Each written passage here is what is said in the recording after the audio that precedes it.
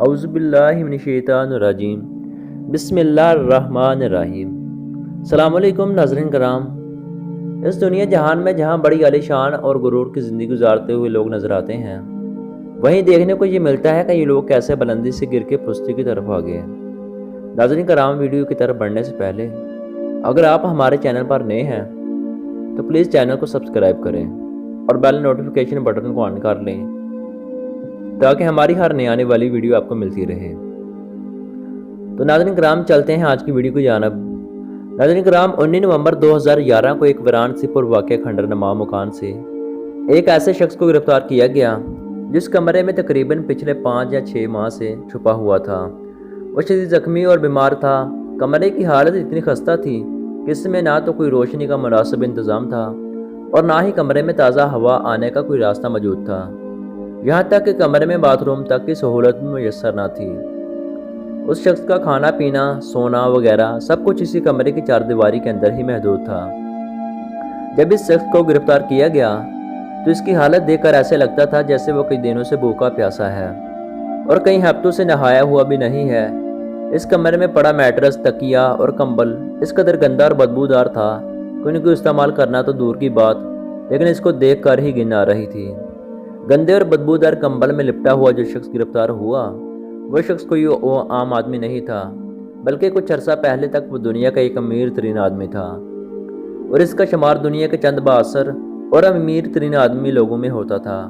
وہ انتہائی آسائش کی زندگی گزارتا تھا، اپنی آزائشوں پر کروڑ ڈالر کچھ سیکنڈ میں ہی خرچ کر دیتا تھا۔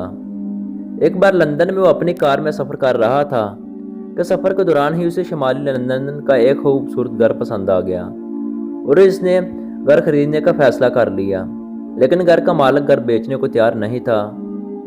لیکن اس نے ضد میں آ کر گھر کی ڈبل قیمت ادا کر کے وہیں کھڑے کھڑے 1 کروڑ برٹش پاؤنڈ کا وہ گھر خرید لیا، جس کی قیمت پاکستانی کرنسی میں تقریباً 1 ارب 40 کروڑ روپے بنتی ہے۔ 2009 میں اس نے اپنی 37ویں سالگرہ منائی، جس میں دنیا بھر کے امیر ترین لوگوں نے شرکت کی، جن میں روس کے ایلبرٹوسن، سونے کی کانوں کے مالک پیٹر مونک اور پرنس آف مونو البرٹ جیسی دنیا بھر کے مشہور شخصیات نے شرکت کی، اور یہ سالگرہ اب تک کی دنیا کی مہنگی ترین سالگرہ شمار کی جاتی ہے۔ اور یہ شخص انتہائی مہنگی پینٹنگ خریدنے کا شدائی تھا۔ اس نے اربوں ڈالر مالیت کی پینٹنگ کو اپنے محل کی زینت بنایا ہوا تھا۔ 2006 میں اسے اسرائیل کی اداکارہ اورلے ونرمین سے عشق ہو گیا اور اس نے اسے اپنی محبوبہ بنانے کے لیے اس کے گرد دولت کے انبار لگا دیے۔ چنانچہ اورلے ونرمین کی اس کی گرل فرینڈ بن گئی اور یہ دنیا کی مہنگی ترین گرل فرینڈ تھی۔ برطانیہ کے سابقہ وزیر اعظم ٹونی بلیئر کا وہ بیسٹ فرینڈ تھا اور برطانوی شاہی خاندان نے اسے کئی بار بوکنگ پلیس اور وینسے کاسٹلے میں لنچ اور ڈنر دیے تھے۔ یہ لندن اور پیرس میں پلے بوائے کی زندگی گزارتا اور اسے دنیا جہان کے قانون توڑنے میں وہ بڑا فخر محسوس کرتا تھا۔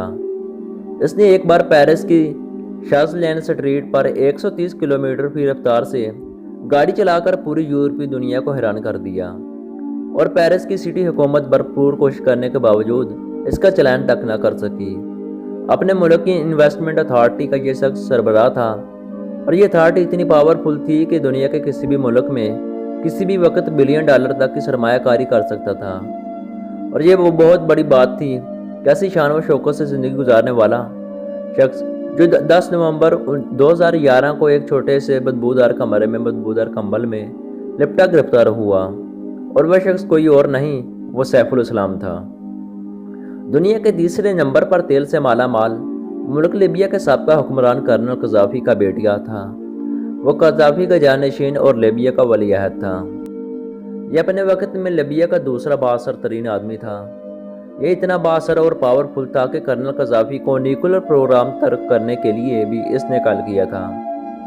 سیف الاسلام اس وقت لیبیا کی حکومت کی قیادت میں ہے اور موت سے بدتر زندگی گزارنے پر مجبور ہے۔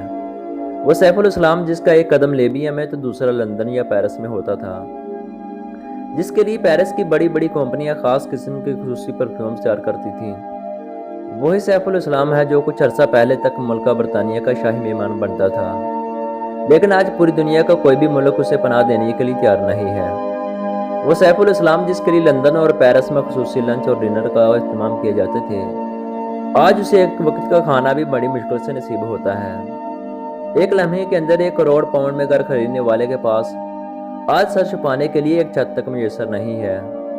جس کے کل تک دنیا کے اربوں پتی لوگ بیسٹ فرینڈ ہوا کرتے تھے، آج وہی بے یار و مددگار کے لیے دہائیاں لگا رہے ہیں، لیکن کوئی بھی اس کی مدد کرنے کے لیے تیار نہیں ہے۔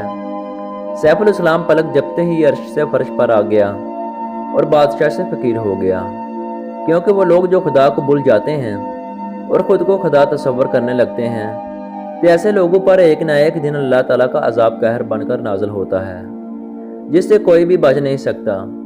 ایسے حکمران جو اقتدار کو ہی سب کچھ سمجھ لیتے ہیں اور اقتدار کے نشے میں بہہ کر یہ خیال کرتے ہیں کہ ان کے اقتدار کا سورج کبھی بھی غروب ہونے والا نہیں اور ان کے مقدر کا ستارہ ہمیشہ ہی چمکتا رہے گا، تو ایسے حکمرانوں سے سیف الاسلام کی کہانی چیخ چیخ کر یہ کہہ رہی ہے کہ عوام کے اعتماد کھو دینے والے، بے حس اور خود کو خدا تصور کرنے والے حکمرانوں کا ایک نہ ایک دن ایسا ہی دردناک اور بینگا انجام ہوگا۔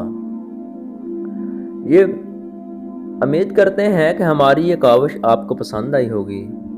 اپنا اور اپنے گرد و نواح کے لوگوں کا خاص خیال رکھیے گا۔ اللہ حافظ۔